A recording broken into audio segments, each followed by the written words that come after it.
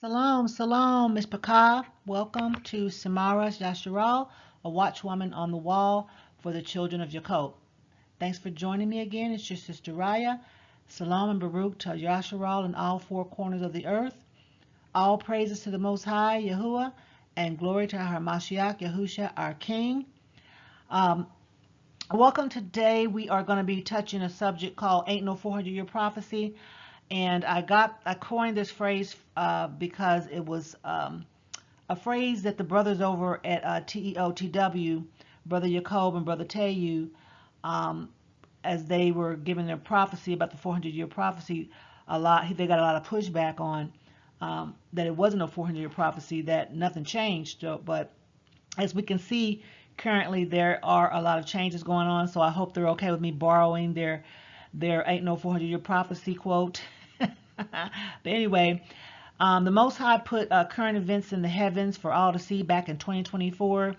If you go and look at my video where I did a special presentation called Lift Up Thine Eyes on Hebrew History Channel, the Most High put his warnings in the heavens for everyone to see. He warned us of the times we are now witnessing. So also just, want to give a quick shout out to TOTW for their continued work in biblical prophecy. Also, I want to there's a lot of brothers and sisters out there right now that are crying in the wilderness, basically like, like our brother John, Yahuchanan, basically warning the people of the prophecies currently happening and to prepare themselves and to repent and pray and fast and cry out to the Most High for their deliverance. There are a lot of brothers and sisters out here doing this, so I can't name them all, but a couple of brothers I want to just give a shout out to. Remnant Save 144. I think he's a teacher over at Great Millstone. He's banging out those prophecies according to the news, what's going on right now. I think he's on like every day, so you might want to catch him. And then of course Brother Yonah Golub, they're over there really putting out some interesting, fabulous, absolutely fantastic work. So our people are putting in that work, and so check those brothers out. There's some sisters out there too. I got so many I'm trying to think of right now. I can't think of all of them, but check everybody out, and that way you can stay stay up on what's happening right now. It's very important for us to pay attention to the signs that the Most High is giving us, so when it's time to go, you'll be ready to go. Okay, so we're going to go over a few things today that I think is very important for us to cover. All praises to the Most High, our King, and we need to really pay attention to these prophecies because the Most High put everything that's happening right now in our book, so you won't be caught off, caught unawares or caught off guard. So with us paying attention to the heavens, paying attention to what's happening in the news, also and being able to have the spirit of discernment to know, what's real, what's false, and all that, because a lot of it can be false if you don't know what to look for. So Genesis 15:13 through 15, prophecy and its connection to current events. And it was said to Abraham, "Thou shalt surely know that thy seed shall be a sojourner in a land not their own, and they shall enslave them, and afflict them, and humble them 400 years. And that nation whomsoever they shall serve I will judge, and after this they shall come forth hither, and with much property." This is the Septuagint version. The KJV says with much substance. Either way, we're coming out with a lot of stuff. So they'll have to run us our check, which we're not going to take checks. It's going to be, I believe it's going to be gold, silver. It's going to be just like they did the first Exodus. It's going to be just like that. I think it's going to be a lot of nice things to take with us on our journey. I want to cover this right away before we get started in the presentation. The greatest crime against humanity. I think this is WeOn. I think they did a story over on YouTube. It talks about the UN debate targets historians, slave trade, and they're calling this the greatest crime against humanity. And so we really ought to pay attention to what's going on with this. You know, I gave it a new name. I call it the Abyssinian. I can't even pronounce my own word I made up, but Abyssinian, which is my new word that invokes the concept of an abyss, symbolizing deep suffering, loss, and the catastrophic scattering of a people. It signifies the profound depths of tragedy experienced through genocide, slavery, and systemic racism. The term suggests a deep sense of loss and the enduring effects of historical injustices, allowing for a powerful dialogue along with experiences of those descendants affected by these atrocities. This new word that I came up with aims to encapsulate both the specific and broader implications of deliberate mass violence against the Negro race.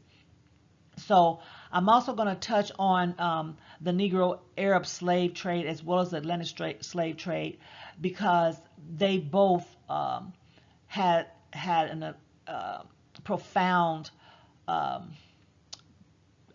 effect on our people. So I want to touch on that too, because sometimes that usually gets overlooked, but I'm going to touch on that.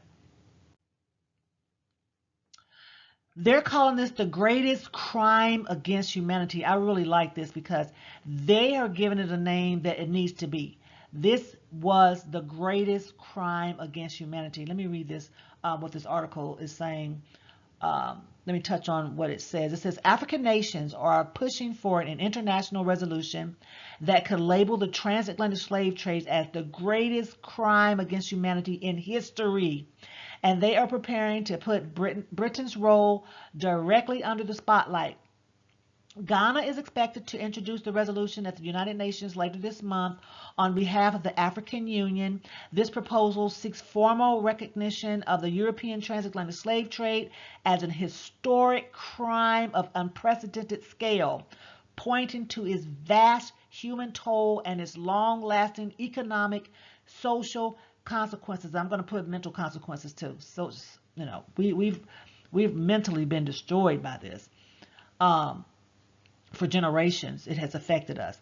According to the UN, the transatlantic slave trade lasted over 4 centuries. There's that 400 again. Around 15 million Africans, including men, women, and children, were forcibly transported across the Atlantic.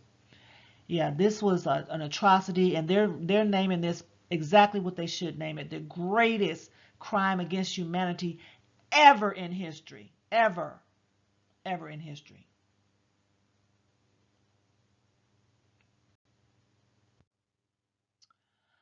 Ghana, I'm going to read this article. It's from Opinion.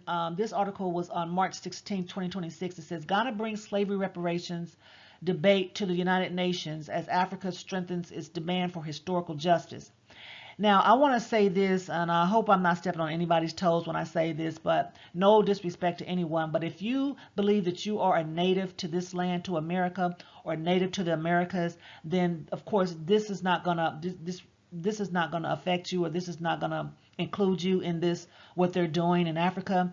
But those that ancestors came over on the Atlantic slave trade. Their ancestors came over in the Atlantic slave trade. This is going to affect you. This is the reparations that they're fighting for our ancestors that came over on the transatlantic slave trade, and that we can prove it through DNA and, of course, through family lineages, and just word of mouth down through the centuries of us talking about where we came from. Of course, like the Gula, Geechee Gulas. A lot of the slave trade went down to Brazil. So Judah, Benjamin, and Levi were the main tribes that went into the transatlantic slave trade. And so a lot of the customs and a lot of the oral history came with them. So you can talk to a lot of them in Brazil. They'll tell you exactly where they came from, who they are. They still do the customs and everything from Africa, from the land. So For those that say that the transatlantic slave trade didn't happen, you might want to tell those millions of people in South America, Brazil, and a lot of people in America that their DNA and their family history and oral history is incorrect. Anyway, a new phase in the global debate over colonial responsibility may soon unfold at the United Nations.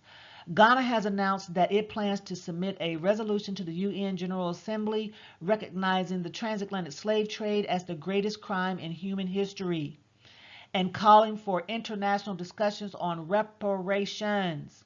According to the Ghanaian authorities, the initiative could receive broad international backing despite expected resistance from several European governments. The proposal aims to formally acknowledge the scale and duration of the transatlantic slave trade, its legal institutionalization over centuries, and the lasting consequences it continues to have over African societies and their diaspora. So I'm going to leave a link. If you want to read the rest of this, I'm going to leave a link for time's sake. I'm going to leave the link in the description box so you can continue to read this article. It's pretty good stuff, and they're going before the UN, and we finally have a voice, somebody fighting for us, and this is very, very prophetic. Okay, so also another article I found was the Telegraph says that Britain's role in greatest crime in history to come under UN spotlight. Man, they are naming this perfect. I love this name, the greatest crime in history. This is the GCH. I love it. Okay, so the resolution will officially recognize the transatlantic slave trade in which Britain played a leading role alongside other European powers as the greatest crime against humanity in history. They are really pushing this greatest crime against humanity in history. I mean, I love this. They're pushing that because it was the greatest crime against humanity in history. Nothing comes close to it. While the resolution is still being drafted, it is understood that it will label the European-led slave trade as history's greatest crime because of its scale, duration, and enduring impacts. I mean, nothing can touch this. The transatlantic slave trade lasted for about 400 years. Here's that 400 again. An estimated 12 million Africans were transported, with the largest proportion going to Brazil. So those brothers and sisters down in Brazil will tell you, they know exactly where they came from.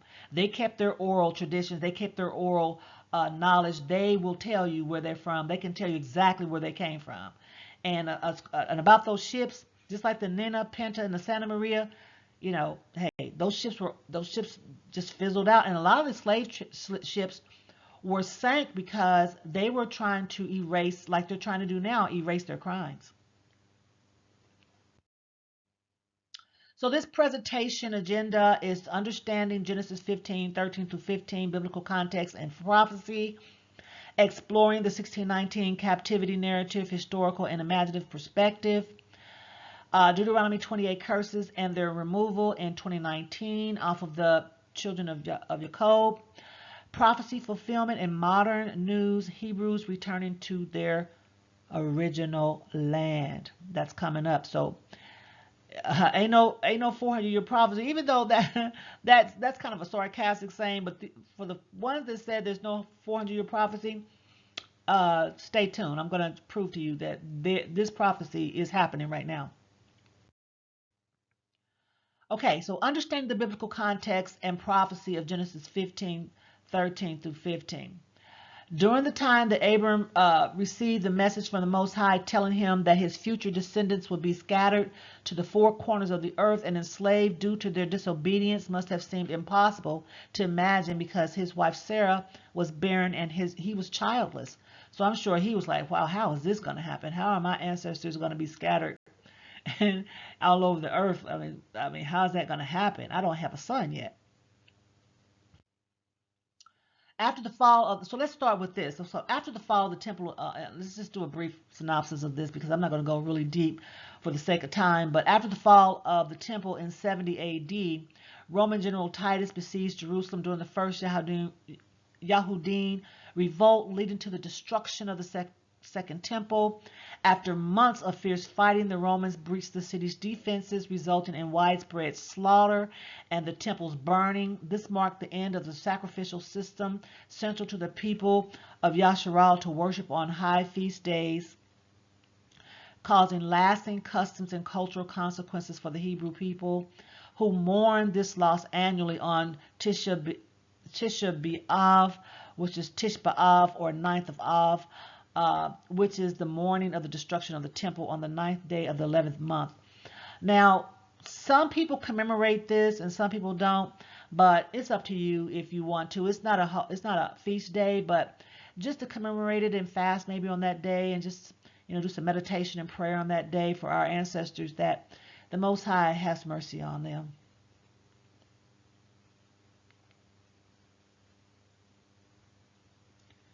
The Romans was something else. The scattering. After the destruction of the Second Temple in 70 AD, many Hebrews migrated to Africa and Spain, seeking refuge and new opportunities. In Africa, they established communities in regions like Egypt, Tunisia, and Northwest Africa, including Central Africa, where they thrived as traders and scholars.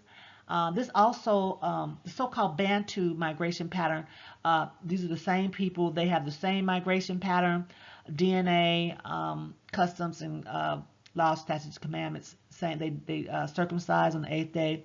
So the Bantus are the Hebrews. It's just another byword.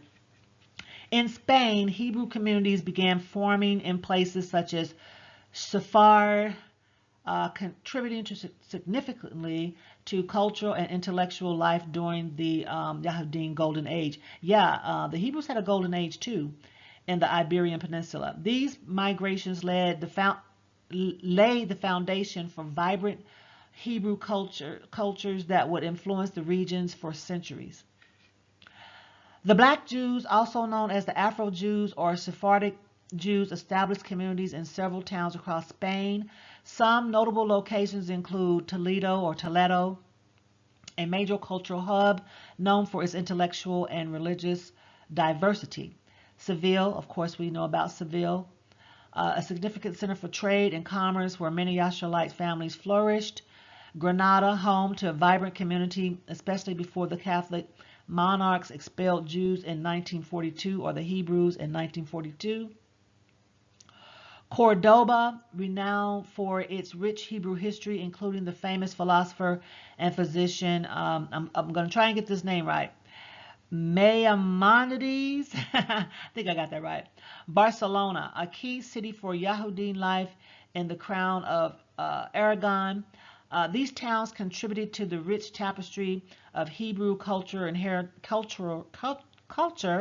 and heritage in Spain before the expulsion in the late 15th century. Yeah, you might want to check out Abnea Israel. He's got some really good information, historic information on when our people were in Spain and Portugal. The Arab slave trade overview. Seldom discussed, and I want to go through this. I know a lot of people don't discuss this, but I want to discuss it because it needs to be discussed, because we have a lot of Muslim brothers and sisters that I don't know if they know this, so it's good for us to start injecting this into our conversation. It needs to be talked about more. Seldom discussed, so we're going to discuss it just a little bit today. Genesis 15:13 through 15 foretells Abram's descendants will face 400 years of exile and oppression before deliverance. But prior to the transatlantic slave trade, we must do an overview of the Arab slave trade that took place after the Moors were expelled from Spain in 1492. They were expelled along with the Hebrews following the compilation of the Reconquista with the capture of Granada by the Catholic monarchs Ferdinand II of Aragon and Isabel I of Castile. This marked the end of the Moors' rule in Spain, which had lasted for nearly 800 years. Yes, black folks ruled Spain for over 800 years. The Arab slave trade began as early as the 7th century. Shortly after the rise of Islam, it persisted for centuries with significant activities in various regions, particularly in North Africa and East Africa. And right now, as you all know, those are heavily, a lot of mosques through there. They speak Arabic. A lot of Arab-speaking nations through there. A lot of Muslims through there too, in those areas, because of this. Black Islam, black Muslims. Okay, so Abram's covenant and its significance despite the 400-year curse. Despite the curses that we had during the 400 years, I want to go over some things that I think is pretty telling. Abram's covenant symbolizes Yahuwah's promise of land, multitude of descendants, and blessing despite future hardships. Theological foundation. The covenant forms a core theological basis emphasizing faith and divine commitment in diversity or adversity.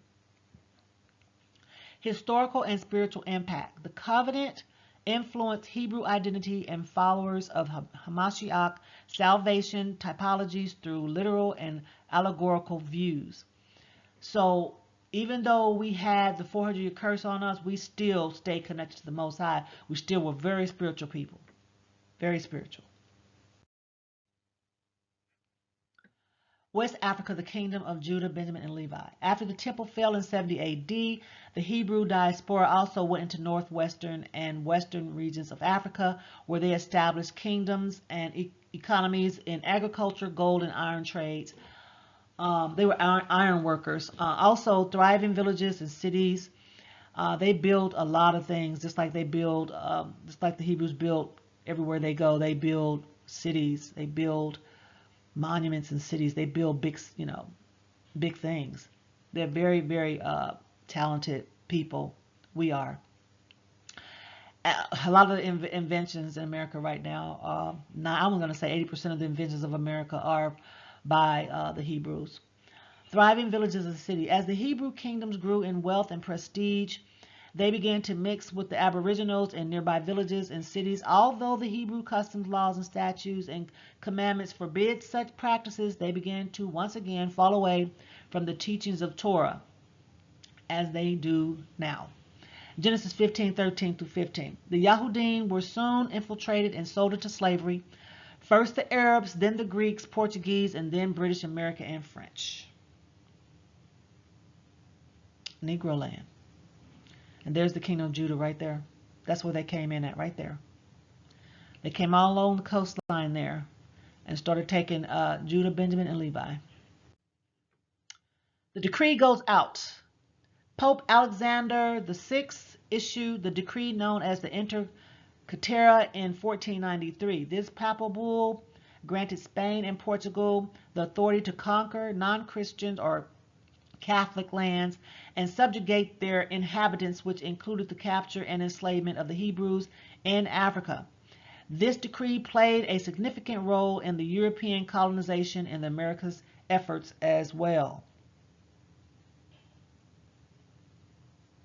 Wicked. Wicked. And so it begins.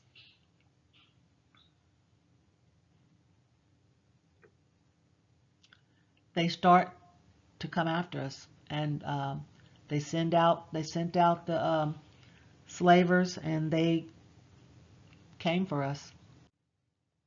You should pursue the woman. Genesis 3:14 through 15. And YAHUAH said to the serpent, because you have done this, cursed are you more than any of the cattle, and more than every beast of the field. On your belly you will go, and dust you will eat in all the days of your life, and I will make enemies of you and the woman, and of your offspring. The serpent has seed too, and her descendants. So, and he shall bruise you on the head, and you shall bruise him on the heel. In other words, the serpent seed will come after the children of Jacob. They will follow them to the end of the earth. They're just trying to stop that seed from prospering and bringing forth the man-child, which is our HaMashiach. But it didn't work. Isaiah 7:14. Therefore the Most High himself will give you a sign. Behold, the virgin will be with child and give birth to a son, and will call him Emmanuel. Matthew 1:23, behold, the virgin will be with child and will give birth to a son, and they will call him Emmanuel, which means God is with us, or Eloah is with us. Revelation 12:17, and the dragon was enraged at the woman and went to make war with the rest of her children, who keep the commandments of Yahuwah and hold to the testimony of Yahusha. And the dragon stood on the shore of the sea. Ain't that something how right by the sea, that dragon was in them ships, right on the sea. Ever since the Most High called Abram out of Ur in Babylon, the dragon has been in hot pursuit of the blessed seed, of the Baruch seed of Jacob, that brought forth Yahusha, our Hamashiach, and his royal family. The agenda is still in effect to this very day. Now the goal is to stop the reversal of the 400-year curse. But it's not working very well, is it? But ain't no 400-year prophecy.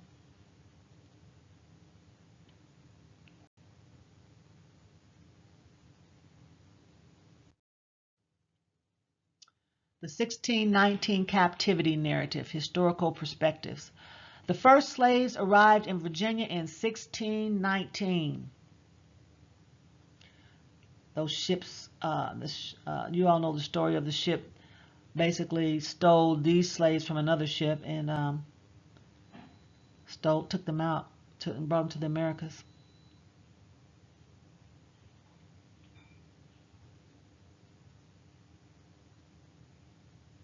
They must have really been afraid of seeing things they had never seen before and experiencing things they had never experienced before and being treated so cruelly.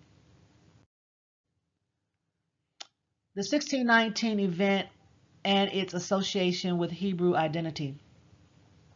Significance of 1619 arrival. The 1619 arrival in Virginia marks a foundational movement in African American history and identity formation. Symbolic Hebrew parallels.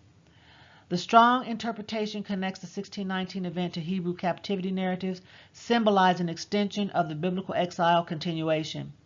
So those that try to say the slaves on these ships was not the Hebrews of the Bible, I beg to differ. You need to read Genesis and Deuteronomy. You need to read Genesis 15 and Deuteronomy 28. Academic debate. Scholars debate the historical accuracy versus cultural memory impact of the 1619 narrative on identity discussions, but they have no ground to stand on at this point because they know 400-year prophecy. Well, I think you're wrong. If you think this is not the 400-year prophecy happening, then who did it happen to? You have to ask yourself these questions.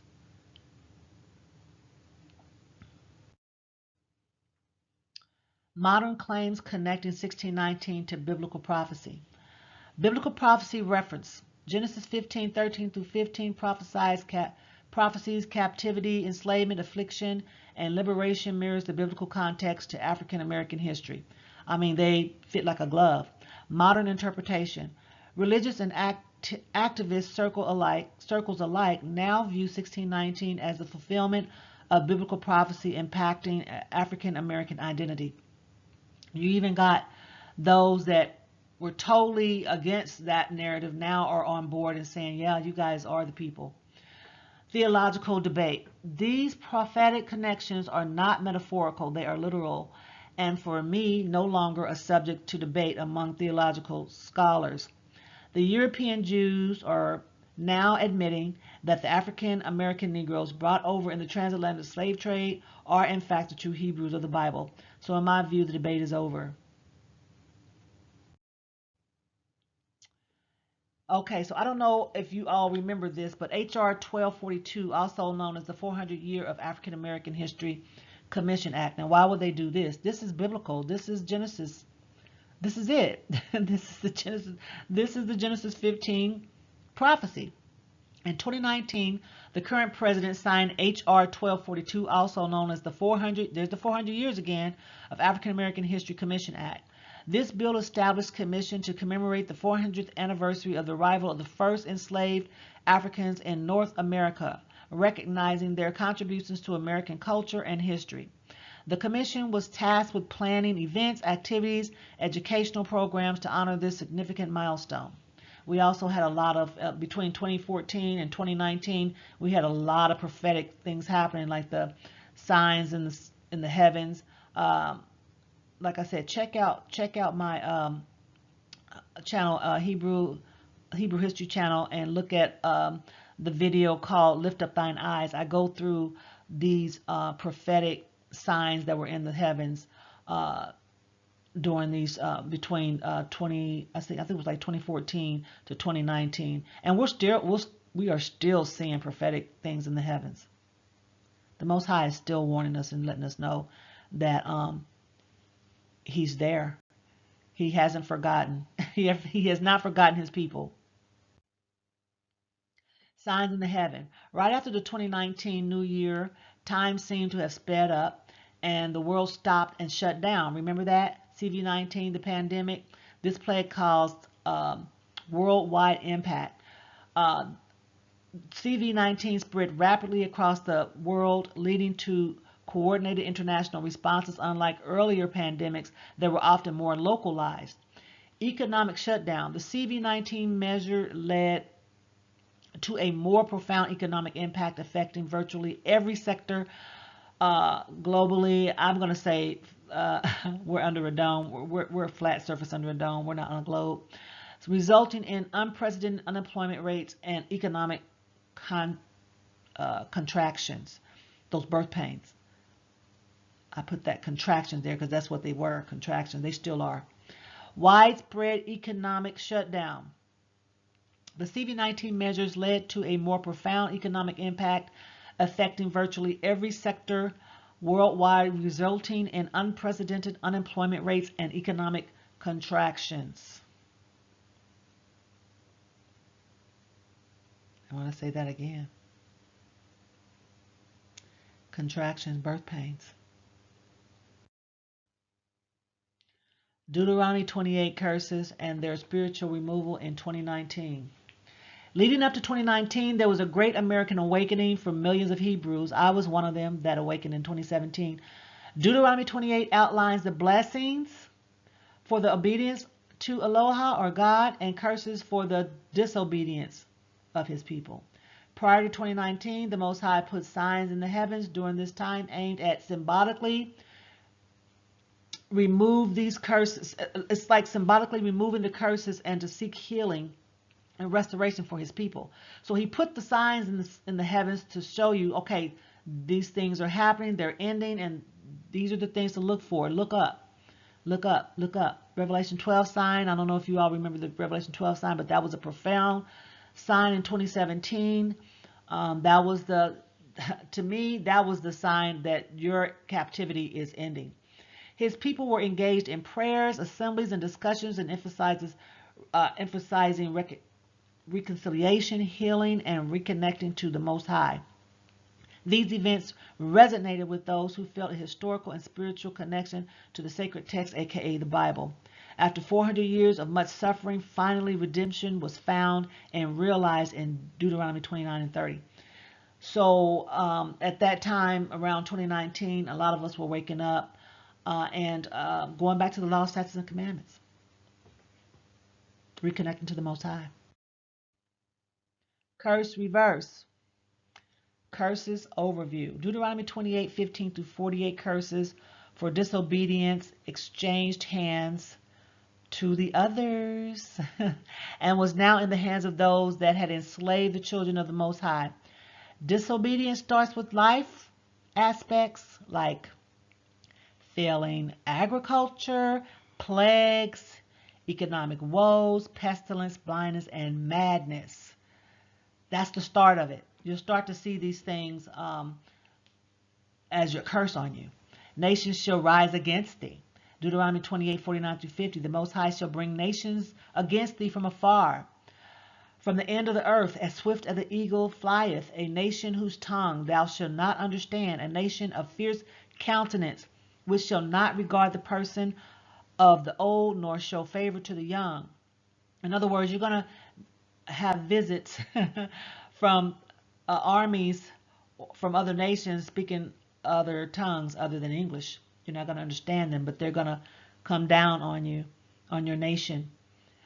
Religious and metaphorical significance. The curses will serve divine justice and will slowly deconstruct the nation's moral compass, infrastructure, leadership, families, agriculture, wars, and civil unrest. Read Deuteronomy 28 for yourself and see if any of these curses are seen today. If you're experiencing these curses in your nation, look around and see if you have Hebrew Israelite slaves there. If you do, you're supposed to get these curses. It's judgment. Curses in the earth. Spiritual, earthly, and social shifts. Some see 2019 events as symbolic, lifting a long-standing curse linked to spiritual and earthly changes. But I take the Bible literally, so we have to be honest with ourselves and come to the conclusion that the 400-year curses have not lifted off the descendants of the Hebrews taken in transatlantic slave trade. Then why did the Most High pour out his judgment on the nations right after 2019? So if you're thinking, hey, there's no 400-year prophecy, then why did the Most High right after 2019 hit, the plague hits? It hit, the whole world shut down. If not, then what the heck happened? What was it? It's right on that date. So let's look at a few news articles to see what's going on and if they fit the judgments that would have followed the 400-year curses. Okay, so I don't know if you all saw this article or this came out a couple of days ago. It's red water broke, some kind of red goo or water, it like bursted through the Antarctic ice and the glacier moved. I don't know if you all saw that, but they can't explain what it is. They're puzzled over it. But these are judgment signs. Also, another article that came out about a month ago, last month, Storm Planet, snow, lava, dust, and the return of the brownout. I mean, these things were happening back to back. They're not talking about it right now. I think Nebraska's on fire. I think Nebraska right now, they're having like major fires they can't put out. Historic fires. What just happened? Moscow received 70% of its average monthly snowfall in 24 hours. That's not normal. California faced simultaneous flooding and Sierra blizzards. That's not normal. 85-mile-per-hour winds in Colorado caused deadly brownout pileups. Alpine avalanche hit 4 to 5 feet high. 10,000 plus seabirds washed ashore after severe Atlantic storms. There was the Kailua volcano launched lava 1,300 feet into the air. Scientists announced a molecule that stores solar heat for months.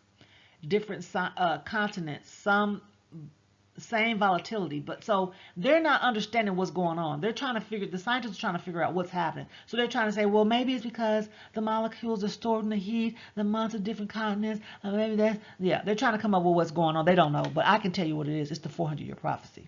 It's judgment on the nations. World War III. Okay, so there's a lot going on. I'm going to try to hit everything that's going on, but if you all know, there's several wars happening right now. There are major wars and conflicts around the world in 2026. So you got the Iran,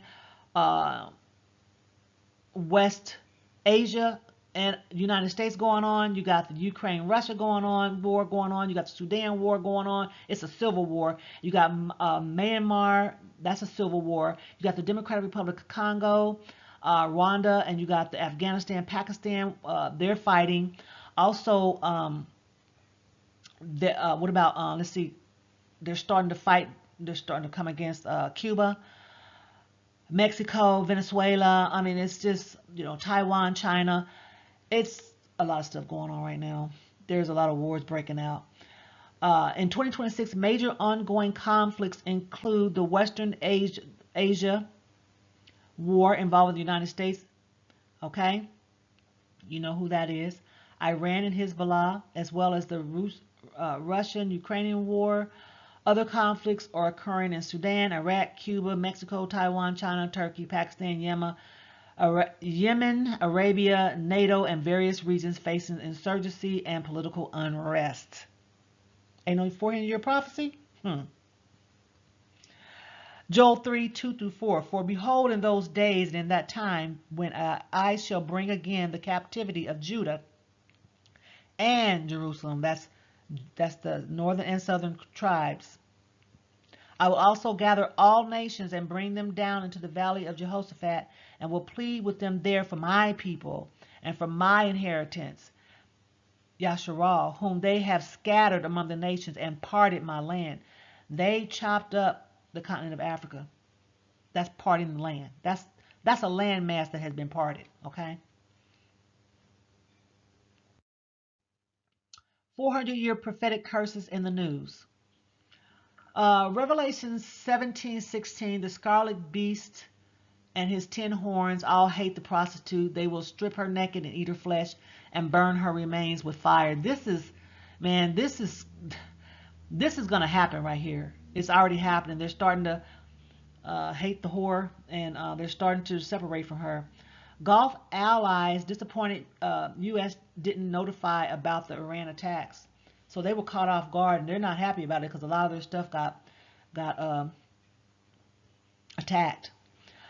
Also in AP, this article came out. Live updates. Gulf countries report new attacks after Iran warns major UAE ports to evacuate. So they're wanting to evacuate because they're like, listen, this ain't about y'all. This is about what we're doing right here. So get out the way.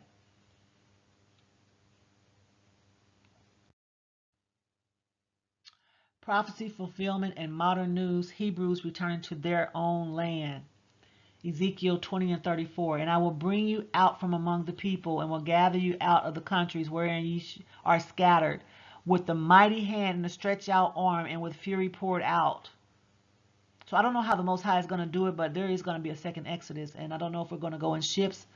Some of us are going to go in planes, ships, and the Most High may strike 7 streams. We don't know how he's going to do it, but he is going to do it. So be ready. Imaginative connections between prophecy and current events. Return narratives and prophecy. Modern migrations and cultural reconnections are fulfilling biblical prophecies, linking the past scattering to a present regathering, or as some call it, soon to be the second Exodus. Diasporic identity and spiritual hope.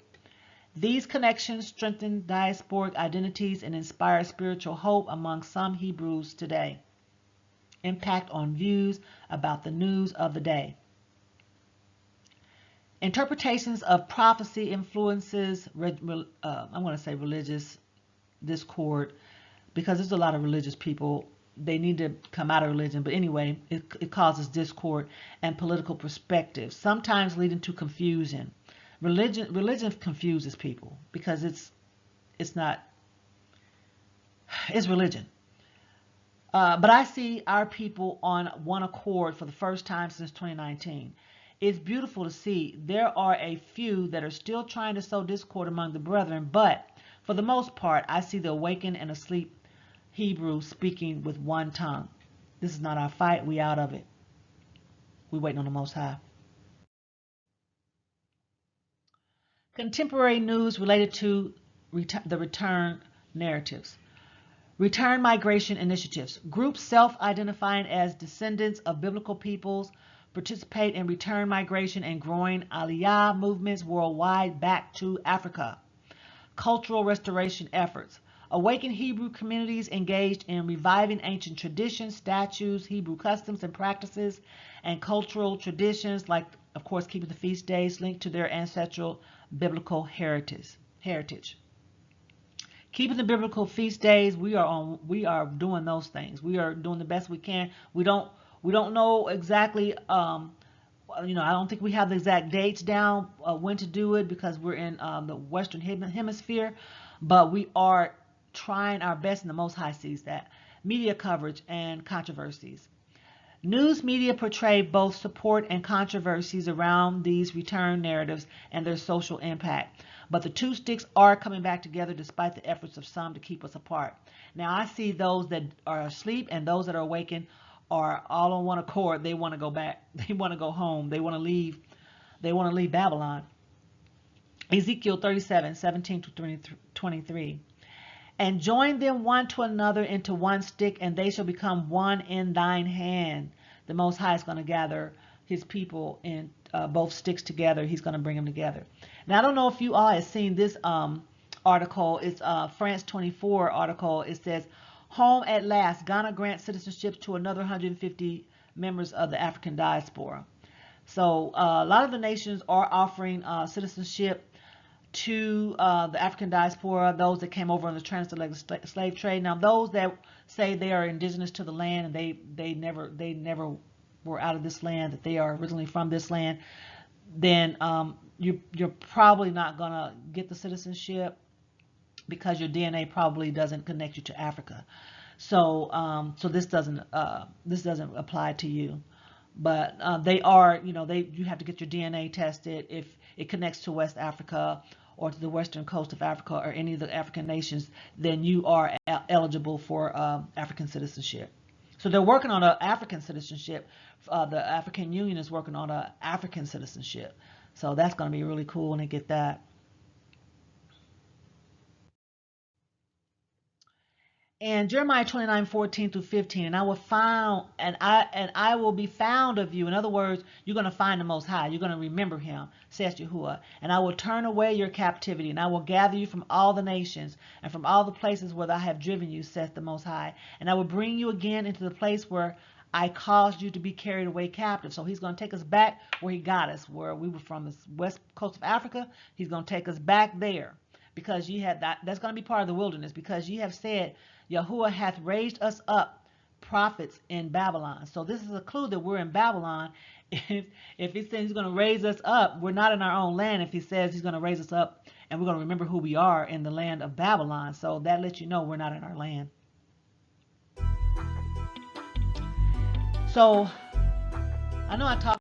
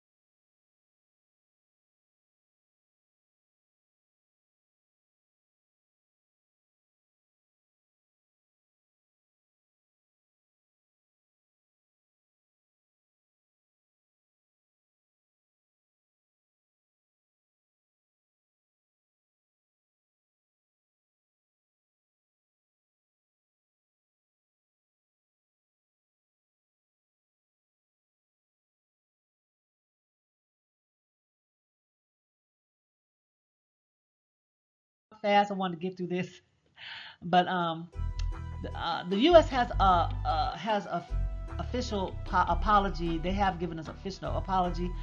You can read this later. I'm gonna let you. You can pause this and read this. But it's the HRES 194 apologizing for America's slavery and subsequent discrimination laws.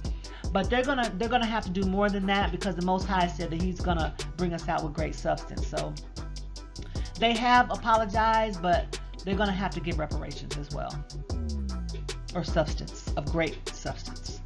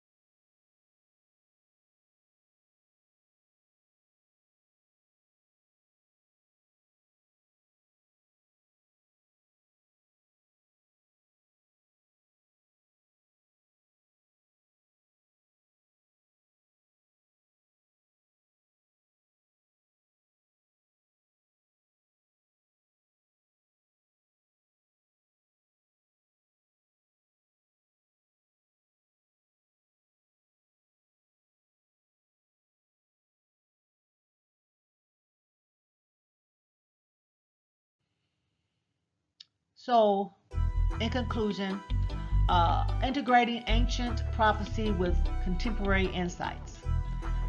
Biblical prophecy context, Genesis 15:13-15, outlines ancient prophecies given to our great-great-grandfather Abram, providing foundational facts that mirrors historical interpretations of today. This time has almost culminated in racing toward the approaching second Exodus. So time's up. Historical and cultural connections. Modern events like 1619 captivity narrative and Deuteronomy 28 curses link past prophecy and present realities. In the year 2019, the 400-year curses was officially commemorated by the U.S. government, signed by the current president. This marked the acknowledgement of the historic atrocities done to the children of the Most High. Impact on contemporary society. These prophetic insights influence global perspective on the Hebrew community identities today. Genesis 15:13-15 highlights Yah's promise to Abraham regarding his descendants and the land they would inherit, which is often seen as foundational for understanding end-time events. I believe that the fulfillment of these promises include the return of the Jacobites to their land is a significant sign of the approaching end times as prophesied in the various biblical texts. I put text, but this would be text. All praises to the Most High YAHUAH, and glory to our beloved HaMashiach, YAHUSHA, our King.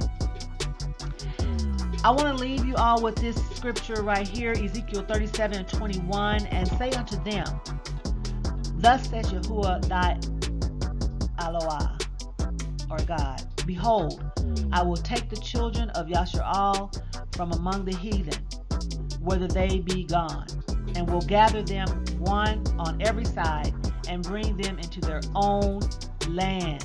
So he's going to gather us, Yasharal, and bring us into our own land. So when he says that, that means we're not in our land at this time. When he gathers us, we're not going to be in our land. So that's all I have today. I tried to stay under an hour, which I did. All praise to the Most High. Thank you for joining me. Please like, share, and subscribe to Shamar Yasharal.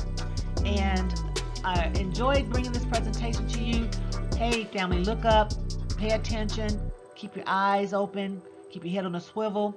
Be prepared for whatever, because we don't know how the Most High is going to do this, but we do know that the Most High is working in our favor. All praise to the Most High.